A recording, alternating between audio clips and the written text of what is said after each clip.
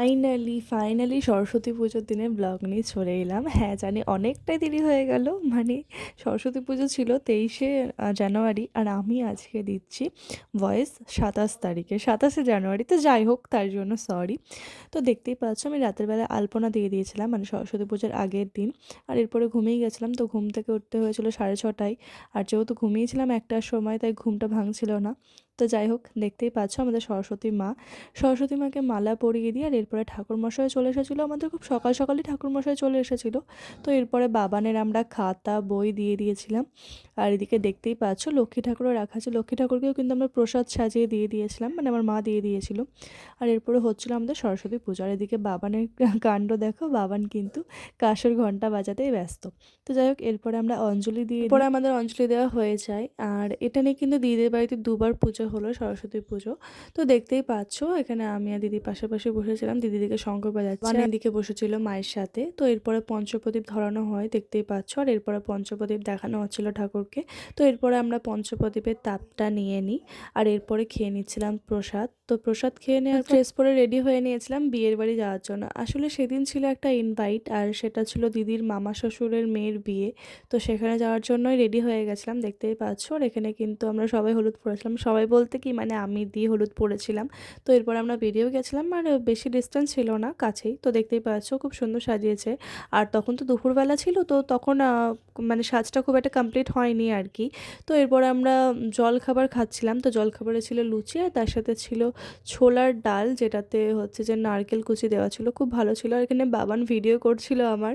আমি ভাবিনি যে ভিডিওটাই মানে আমাকে দেখা যাবে, ভাবলাম সেরকমই করছে, বাট না, পরে দেখছি ভালোই করেছে ভিডিওটা। তো এরপরে দেখতেই পাচ্ছ জলশাস্তে বেরিয়ে পড়েছিলাম আমরা সবাই একসাথে, সবাই হলুদ শাড়ি পরেছিল। পরে জলশাস্তে যাওয়ার যে নিয়মগুলো সেগুলো করে নেয়। আর এরপরে এখানে ফটো তোলা হচ্ছিল। আর বিয়ের কোণে কিন্তু যায়নি, কারণ ওদের নিয়ম নেই যে বিয়ের কোণে যাক। তো এখানে সাজানোটাও দেখতেই পাচ্ছ, বেশ ভালোই সাজিয়েছে। আর একটু ওয়েট করো, পুরো সাজানোটা দেখাবো। আর এটা হচ্ছে ব্রাইড, তো দেখতেই পাচ্ছ। আর এটা হচ্ছে জিজু, আর এটা হচ্ছে জিজুর মামার মেয়ে। তো এরপরে সেদিন যেহেতু অনেক কটাই বিয়ে ছিল, তো রাস্তাতে দেখি জলশাস্তে বেরিয়েছিল। প্লাস সেদিন যেহেতু সরস্বতী পুজো ছিল, তো মানে সরস্বতী পুজোরও গান বাজছে একটা জমজমাট, মানে সেদিন প্রচুরই একটা ব্যস্ততার মধ্যে দিয়ে গেছে। তার মধ্যে ছিল আবার 23শে জানুয়ারি। তো মানে তিনটে অকেশন একসাথে পড়েছে। তো যাই হোক, এরপরে একটা সরস্বতী ঠাকুর দেখতে চলে গেছিলাম।